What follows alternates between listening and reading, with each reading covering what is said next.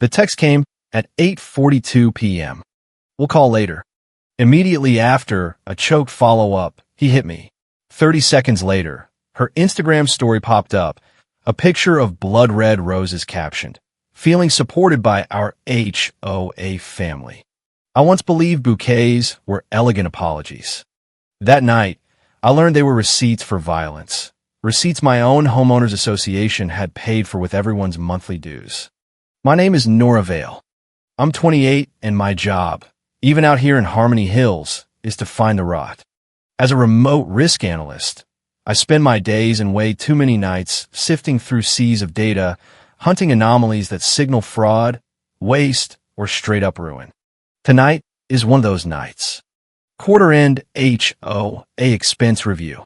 My home office on Maple Lane is a ghost ship, the only light coming from my monitor and the faint bitter scent of burnt coffee. Outside the window, the neighborhood looks postcard perfect. Identical lawns clipped to exactly 2.5 inches, American flags at the precise 45-degree angle mandated by Section 4.7 of the Covenants. Inside, under the sterile glow of my desk lamp, I'm the sole custodian of the numbers. My world has shrunk to columns and rows, a universe ruled by the cold logic of a spreadsheet. Numbers don't lie. They don't smile and say, "We care first." The buzz of my phone on the polished oak desk cuts through the quiet like a siren. It's Eden, the new girl 2 streets over. Barely 23, wide-eyed, still trying to figure out which side of the driveway she's allowed to park on. We're not exactly friends, just neighbors who nod awkwardly when we both grab the same mail at the community box. The first message is innocent enough. We'll call later. It shows up at 10:17 p.m. I feel a flicker of annoyance. We had a tentative plan to discuss the new parking fine overages she kept getting hit with. The message feels frantic, like someone's reading over her shoulder. I'm about to set the phone down and dive back into the numbers when the second text lands 27 seconds later. My stepfather hit me. The words hang there, brutal against the clean interface. The air in my quiet office suddenly feels thin. The ceiling fan hums like a rising scream. He hit me. It doesn't belong in my world of covenant compliance and mitigation strategies. My training screams to stay detached, but the starkness bypasses everything. It's a shard of glass straight to the gut. My fingers move before my brain does. I close the messaging app and tap Instagram. Eden's profile is public. Her latest story, posted 1 minute ago, sits at the top. A professionally arranged bouquet of deep blood-red roses, petals perfect beside an elegantly wrapped gift box. The lighting is soft, the filter dreamy. The caption in scrolling font, "Feeling supported by our HOA family." And there, just visible on the pearl gray paper wrapping the stems, is the logo I recognize with a sickening lurch, Bloomhaven Florals, the HOA's official preferred community partner since Karen Cole took the president's gavel 3 years ago.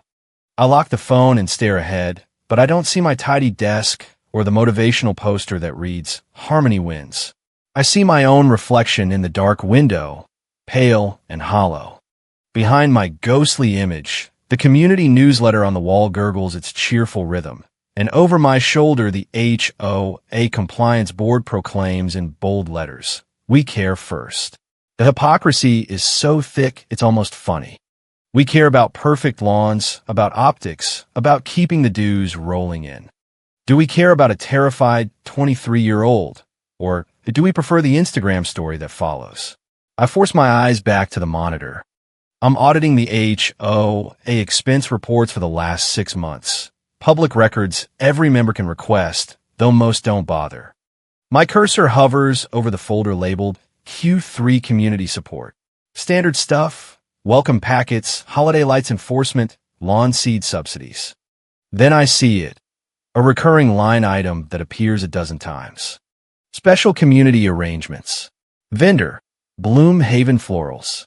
A cold dread prickles my neck. I pull up Eden's address in the member directory and cross-reference dates. There it is, a charge for a special arrangement on August 14th. Eden's social media showed she'd taken a sudden personal day from her remote job that same date. Another charge on September 3rd. Eden called in sick, citing a migraine. The pattern is undeniable.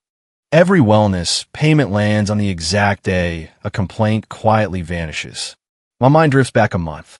I remember the young single mom from the cul-de-sac, packing her car after the HOA cited her for excessive Halloween decorations left up 2 days past the deadline. I passed her by the mailboxes. She turned her head quickly, but not before I caught the faint purplish bruise high on her cheekbone, sloppily covered with makeup. The neighborhood gossip had been swift and hushed. She tripped over her own welcome mat. Clumsy, right? A few days later, her Instagram showed her smiling brightly, holding an identical bouquet of red roses wrapped in that same pearl gray paper. Caption: so grateful for the incredible support from our HOA family. Feeling truly cared for. I thought it was standard corporate, no community flattery. Now, the memory feels sinister, a piece of a puzzle I never knew I was solving. My heart hammers. I pick up the phone again, needing to confirm the words were real. The conversation thread with Eden is still there. First message intact, but the second one, the critical one, has vanished. No deletion notification, just a seamless "we'll call later." Did she unsend it? Did someone else access her phone and delete it? The thought is terrifying. It implies a level of surveillance that makes my skin crawl. She reached out and got yanked back, silenced. My hand shakes with adrenaline and rage, but my analytical mind clicks into place. This is no longer emotion. This is data. Evidence. I screenshot the feeling-supported post. I screenshot the now innocent message log. The slight vibration as the images save feels like a tiny anchor in a world that just tilted. With evidence secured, I turn back to the expense report. I need to know who signs off on this, who approves the purchase of silence with our dues. The requests are submitted by the board secretary, Karen Cole herself, the HOA president, always dressed in soft pastels and speaking in that calm, therapeutic tone that could soothe a rabid raccoon. But she's just the initiator. The final approval, the one with real authority, comes from a different name, Martin Cole. Martin isn't just some board member.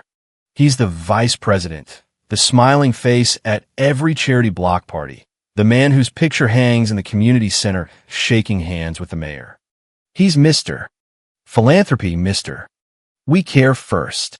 And as Eden once casually mentioned during Neighborhood Watch meeting, he's her stepfather, the man who married her widowed mother 2 years ago and moved the whole family into this perfect little HOA prison. The connection snaps with physical force. The abuser, the approver, the man who hits her, and the man who pays for the flowers to cover it up, using everyone's monthly dues earmarked for community wellness. It's a closed loop of violence and finance, a perfect, hideous system. The rot isn't an anomaly. It's the feature. I reach for my old leather notebook, an analog habit in a digital world. The heavy paper feels more real than the screen. I uncap my pen. 2 short lines. Flowers equal cover-up invoices. Approver, Martin Cole. The first hint of dawn bleeds through my blinds, diluting the artificial night with streaks of gray and violet. I've been at this for hours. My body is heavy, but my mind buzzes with toxic energy. I stand and walk to the front window, needing to see the neighborhood I thought I knew through new eyes. I end up staring at the massive backlit HOA wall of harmony bulletin board by the mailboxes, a mosaic of professionally shot photos. In each one, a smiling resident holds a gift card, a candle set, or most prominently, red roses. The tagline in elegant script, "Harmony wins." Before last night, I saw it as slightly cringy morale boosting. Now it looks like a gallery of gag orders. Each bouquet a receipt. I find a photo of the single mom from last month. Her smile doesn't reach her eyes.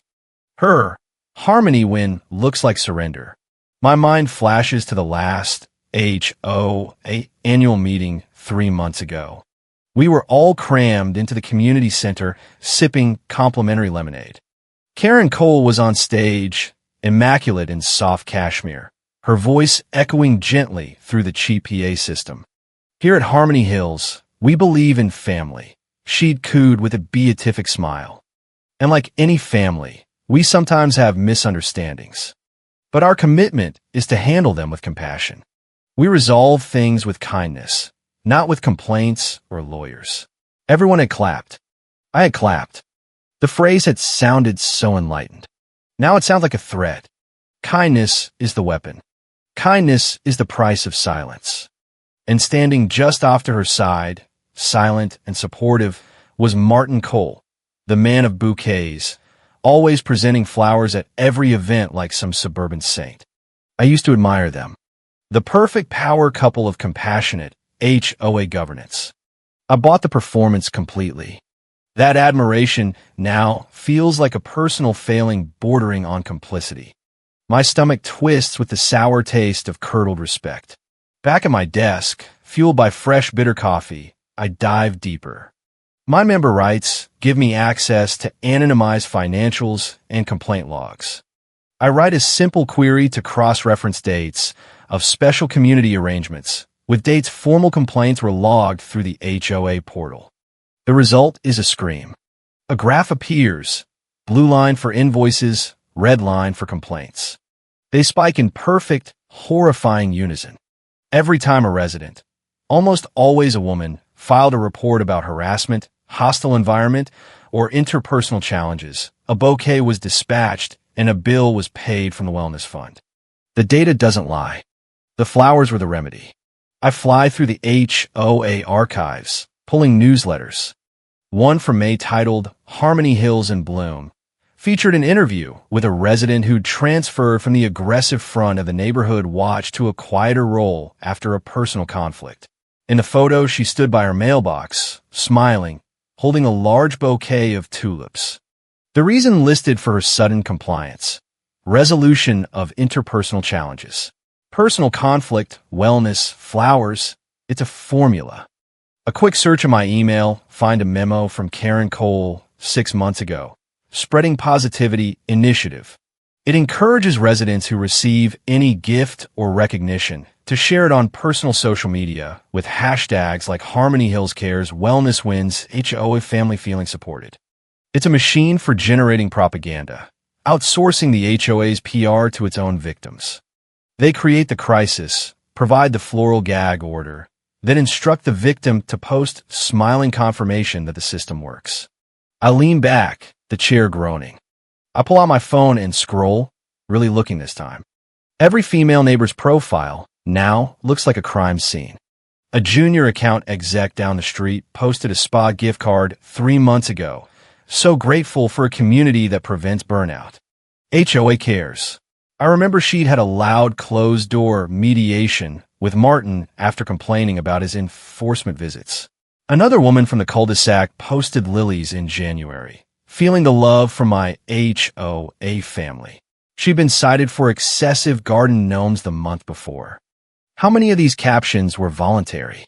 How many were the final unspoken clause in a deal made behind closed doors? As I head toward the kitchen for more coffee, my eyes catch the Safe Neighborhood campaign poster Karen had rolled out last year. Soft focus actors pretending to be neighbors laughing in a sun-drenched cul-de-sac. Huge text, "You're safe here." At the bottom, in tiny print, this wellness initiative proudly supported by Bloomhaven Florals. My blood runs cold. It's not just a vendor. They're a sponsor. The fox isn't guarding the hen house. It's paying for the paint on the door. I stop. I reach out and let my fingers graze the glossy paper. It feels smooth, expensive, but the sensation is absolute emptiness. A perfectly constructed lie. And I know with bone-deep certainty that I'm going to be the one to break it. The sun is up, the neighborhood waking, but I'm still inside my refrigerated home office, and my day is just beginning. Emotion is a liability. Speculation wastes time. I need data. Hard, quantifiable, absolute. I export the master expense ledger for the last 12 months. 73 invoices to Bloomhaven, total $28,470. Preceding 6 months, 22 invoices, $8,360. A 245% increase. The signal is unmistakable. I merged the expense data with the complaint and attendance logs. Every instance where a female resident took a sudden, unscheduled, personal day or filed a complaint matches an invoice date. 19 matches. 19 women, 19 sudden absences, 19 corresponding bouquets. The terminology bothers me. Wellness arrangements. Too clean. I dive into the archives and find the memo from Karen's office 1 year ago, optimizing our compassionate response lexicon. One sentence in bold. Moving forward, please refrain from using subjective terms like apology gift. The preferred standardized term is wellness arrangement. They wrote policy for the cover-up. They workshopped the language of deceit. I traced the approval chain. Purchase orders initiated by Karen Cole or her secretary. Justification always pre-approved code for resident retention. Final sign-off required for Martin Cole on every single match case. A two-node system. Karen identifies the problem. Martin provides top-level authorization. Closed loop. I examine the actual invoices. The line item repeats. Custom bouquet plus discreet delivery. Discreet. Why does a wellness gift require discretion? Discretion is for things that must stay quiet. Every invoice is a confession. There's a reference code in the metadata. I search the HOA scheduling system. Every code links to a meeting titled Expectation Adjustment Session. Attendees, Karen Cole and the resident. The flowers aren't the first step, they're the last. The parting gift after a meeting where a woman's expectations of safety were adjusted. I need to break the digital loop. I pick up my phone and dial Bloomhaven's corporate line. Pre-recorded baritone. You've reached corporate services for Bloomhaven. Please leave a detailed voicemail, dead end. Even their voicemail is discreet. I pivot to open source intel. I create a collage of screenshots. The pattern is glaring. Same bouquet every time. Tight cluster of near black red roses, silver dollar eucalyptus, pearl gray paper, black satin ribbon. A uniform of subjugation. I write a quick script to hash the color values and scan the EXIF data. 90 seconds later, a pivot table appears. Anonymized resident IDs, complaint dates, session dates, invoice dates, social media post dates, 95% plus floral signature match. A wall of data, cold and unimpeachable. Each row a story stripped to correlated points. The anatomy of an HOA conspiracy laid bare. My hypothesis is proven. Flowers equal invoice silence. The data is the skeleton. Now I need the flesh. I need the legal machinery. I query the member portal for Harmony Accord template. It's a standard non-disclosure, but the language is clinical and soulless. Clause 4.1. The receiving party agrees for 5 years not to describe, articulate, publish, or disseminate any negative, distressing, conflict-based, or otherwise adverse experiences related to their tenure in Harmony Hills. 5-year sentence of silence. Attached appendices list the consideration. Lump sum wellness grant, meditation app subscription, and my stomach drops, a 20% discount on any future personal arrangements from Bloomhaven Florals. They're not just buying silence. They're building brand loyalty. They gag you with a legal document, then hand you a coupon for the florist that supplied the gag. There's another file. board, follow-up gratitude template. A pre-drafted letter for the victim to send Karen. Dear President Cole, I'm writing to express my sincere gratitude for your guidance. Thank you for helping me understand the profound value in choosing a path of healing over confrontation. A masterpiece of coercion, signed by the person they broke. The memory surfaces sharp and unwelcome. 2 months ago in the community mailroom, Eden had asked me nervously, "Do you really think the board is here to protect us?" I, model resident, had given her the company line. Of course, that's their entire job. If you ever have a problem, they're the first people you should go to. The relief on her face when I said it. I didn't just fail her. I pointed her straight toward the architects of her silence. I need to see a real one. My member writes, "Give me access to sealed exit files." I find the woman from the newsletter. Her signed Harmony Accord is the last document. Zooming in on the signature page, the ink thickens and feathers in the middle of her last name.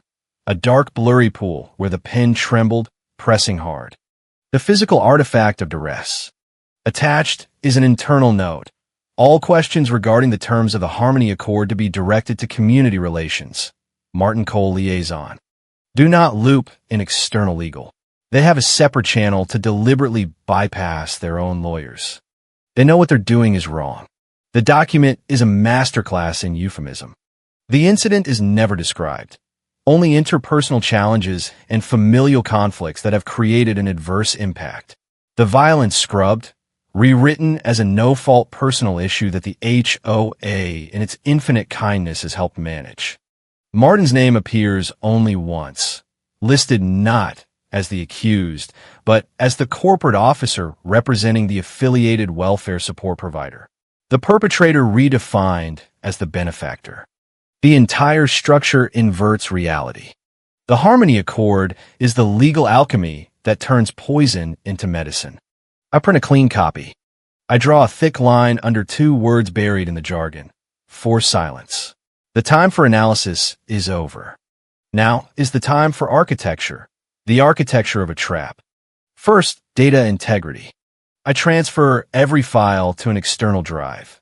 Master ledger, cross-reference logs, pivot table, scans of the Accord, screenshots of Eden's messages and story. While it copies, I build a decoy folder on my desktop titled Q4 Compliance Review, filled with meaningless spreadsheets. Breadcrumb for anyone who comes snooping. Second, human corroboration. I spent hours last night scrolling LinkedIn for former Bloomhaven employees. I found Mara, a store manager who quit 4 months ago. We meet in a loud coffee shop by the highway. She sighs when I mention the regular high-value purchases. The patch kits. That's what we called them. Special order type only for a few HOA clients. When there was a problem, they ordered a patch kit to smooth things over. She flips open her old notebook. Several entries marked with a small hand-drawn cross. Means the order was placed in person and the recipient was there when it was finalized. The man from the HOA would stand over her shoulder, pick the roses, the paper, the ribbon, then make her take the photo and post it right there. He told her exactly what to write in the caption. Third, primary evidence. I buy a cheap burner phone and message Eden through an encrypted app. I believe you. I'm building a case. I need one thing. Call your stepfather. Don't accuse him. Just ask if the caption on the Instagram post was okay, if he was happy with it. Record the call. Her reply is instant. Okay. An hour later, the audio arrives. Martin's voice, clear. Yes, the caption was fine. It's better we just show everyone how supported you are. The final unbreakable link. Coercion in his own words. Fourth, the opening move. I file an anonymous complaint through the state HOA oversight portal, completely firewalled from the board. Short summary. Analysis of financials reveals systematic pattern of leveraging dues to purchase non-disclosure agreements following complaints, potential violation of fiduciary duties, and state law. I attach one perfect chain of evidence. Case officially open. Fifth, setting the stage. I create a new meeting invitation for this Friday at the community center, urgent Q4 benefits, and at-risk expenditure review. Attendees, Karen Cole, Martin Cole, and me. Subject line guarantees they'll show. I book the main conference room, the only one with always-on audio and video recording for archival purposes. Perfectly legal.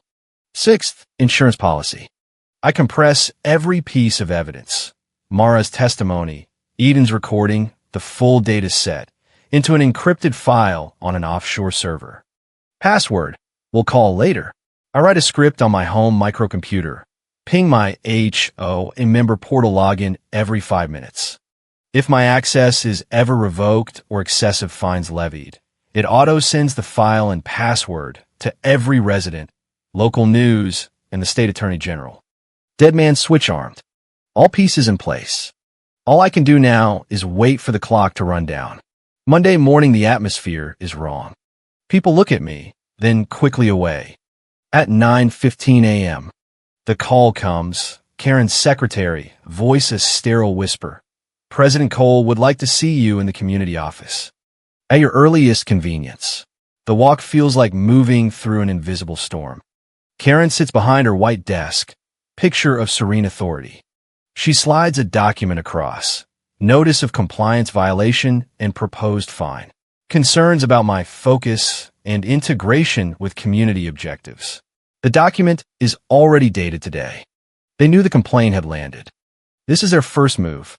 I understand, I say evenly. We want you to succeed, she replies, eyes full of manufactured disappointment. We are a family here. We just need everyone rowing in the same direction.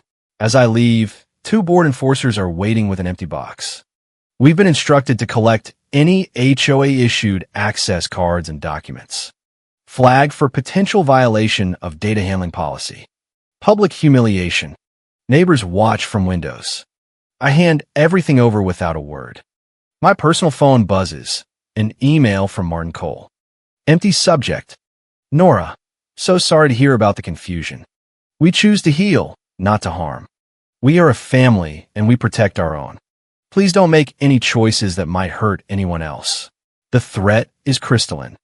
He's talking about Eden. He knows it was me. Wrapped in wellness language. Declaration of war. For the first time all morning I smile, small, internal, grim, because I know their forensics are already booting my decoy folder. They'll find nothing but beautifully formatted nonsense. My burner phone vibrates once. Trigger pulled. The dead man's switch just fired. Right now, every resident and the local news is receiving the encrypted file and password. They've taken my access. They've taken my standing. But I've already won. I walk to the rooftop overlook of the community center, the only place with a view of the entire neighborhood. The air is cool, manicured rose beds filled with flawless deep red blooms. The only other smell is the sharp chemical bite of chlorine from the decorative fountain. Roses and chlorine, the perfect metaphor for this place. Beautiful engineered surface hiding something sterile and toxic. My burner buzzes. Text from Eden. He's here. I look down through the glass to the main entrance. Martin stands near the security gate, not heading inside, just performing. In his arms a bouquet, so large it's comical. Red roses, of course. He laughs with the guard, picture of casual power, making sure I see him. Making sure I know he can be anywhere. My official HOA app pings, a community-wide post from Karen. Professionally shot photo of red roses identical to the one Martin is holding. Caption, just want to send a huge thank you to our incredible compliance team for their diligence this quarter. Special shout out to Nora Vale for her deep dive into our wellness expenditures. We see you and we appreciate you. Harmony Hills Cares HOA family. She tagged me, publicly neutralizing me, framing me as a loyal resident. So any further action looks like betrayal.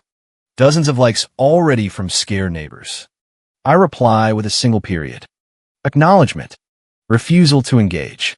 It gives them nothing. It tells them everything. The polished doors to the main conference room feel heavy. I push them open. The room is not what they expected. The state HOA oversight officer sits at the far end, face stone. Beside him, 2 lawyers and the head of the local news investigative team. My dead man switch worked. This is no longer a benefits review. It's a tribunal. Karen and Martin sit halfway down the table, ambushed, faces tight with fury. I don't sit. I connect my laptop to the projector. One click, the 85-inch screen fills with a grid. 49 perfect squares of Instagram posts from 49 different residents, all linked to Harmony Hills. Each shows a bouquet and a smiling hollow face. The effect is a visual tsunami of forced gratitude. I hover the cursor. Transparent data boxes overlay each image. Invoice number, cost, HR memo, remember to post, story timestamp. Another click. Video of Mara, voice distorted but unmistakable, We called them patch kits. The man from the HOA would stand over them, tell them what caption to write. It wasn't a gift. It was a task. The screen splits. Left, Karen's calendar showing recurring wellness huddles. Right, complaint log. Every complaint filed the day before a huddle. The pattern is absolute. I turn off the display. The room reflects tense faces. My voice is quiet but carries. This is how we buy silence with flowers. Martin barks a short laugh, trying to sound reasonable. This is a profound misunderstanding. Corporate, no. Community kindness being twisted out of context. I press one key. Timeline appears. 8:42 p.m. Screenshot of Eden's deleted text. He hit me. 8:43 p.m. Screenshot of the Instagram story. Map pin drops on Bloomhaven's exact address from the metadata. Then Eden's recording plays. Martin's voice filling the room. It's better we just show everyone how supported you are. Turn it off, Sandra. Karen whispers ashen. I look at her. No, the oversight officer leans forward. The microphone array light turns green. The hearing has begun. I slide 4 copies of a new document down the table. Community Governance Addendum. Release of silence. Clause 3.2a.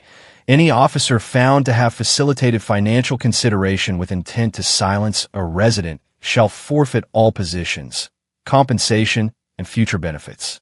Drafted and vetted by the state's toughest HOA Governance Council. Board-level policy. Immediate risk mitigation. The lawyer's review nod. It's valid. The impact is visible. Martin's face drains of color. Karen's hands tremble. I place a single black fountain pen in the center of the table. You called it kindness. You called it healing. If any of that was true, this document is merely a formality. Sign it. Free them to speak the truth. Show us your commitment to wellness. The challenge lands. Silence thickens. Karen, the pragmatist, signs first with a frantic scribble, cutting Martin loose to save herself. Martin freezes. He cannot admit his worldview is a lie. His paralysis is his confession. I pull out the burner phone, dial the oversight officer already in the room. Now, hidden side door opens. 2 state investigators step in. Martin's phone vibrates. Immediate suspension notice. A company-wide, no, community-wide, email announces ratification of the release of silence, rendering all previous Harmony Accords null and void, and opening a new independent hotline. The war is over. My burner buzzes. Picture from Eden. Simple close-up of her hand. Small band-aid on one knuckle. No flowers. No performance. Caption. I'm safe. The only metric that ever mattered. I look up. Through the glass wall, the massive Wall of Harmony bulletin board has gone dark. A maintenance worker is unhooking the last We Care First poster. Inside the room, Karen slowly unclips her president name badge and places it face down on the table. The lead investigator speaks procedure to Martin. He stares at me with defeated hatred. I give him nothing. My final slide appears. Restitution Support Framework. Independent review of all past cases, funded compensation fund, legal and therapeutic support for every affected resident. I didn't come to burn it down. I came with the blueprint for what to build instead. I close my laptop. The satisfying click seals the case file. The investigators escort Martin out. The oversight officer nods once. Thank you, Nora. We'll take it from here. Exactly what I wanted. My part is complete. I sling my bag over my shoulder and walk toward the door. No one speaks. I'm already a ghost. The elevator ride down is silent. The lobby is chaos. Residents clustered, whispering, staring at phones. The company-wide email has landed. The revolution is being digested. The Wall of Harmony is dark. A dead monument to a lie. My path to the exit passes the reception pedestal. A huge, ostentatious floral arrangement sits there. Not from Bloomhaven, a riot of exotic blooms meant to project power. I stop. The receptionist's eyes widen. Without a word, I lift the heavy glass vase. Water sloshes. I carry it to the security desk and set it down with a definitive thud. For someone who actually needs it, the guard Frank gives a slow, almost imperceptible smile and nods. I continue to the revolving doors. My personal phone vibrates. Text from Eden. We'll call later. I imagine the tears, the gratitude, the endless processing. I did not do this for her. I did not do this for myself. I did this because the numbers were wrong. The system was flawed. I balanced the equation. That is all. My thumbs move. Reply. No need. Today was enough. I hit send. I have drawn my own line. I step into the revolving door. The mechanism turns. For a moment, I am encased in curved glass. Old controlled air behind. Noisy, sun-drenched chaos ahead. The door deposits me onto the sidewalk. Sudden sunlight blinds me. City, no, neighborhood, sounds rush in. A small white delivery van pulls away from the curb. On its side, elegant gray script, Bloom Haven Florals. The back is completely empty. The business of delivering silence is over for the day. I stand on the sidewalk, the community center, a monolithic shadow on my back. I can feel its presence, but I do not turn. I take a breath of warm, exhaust-filled air and walk away. The screen goes black. The end.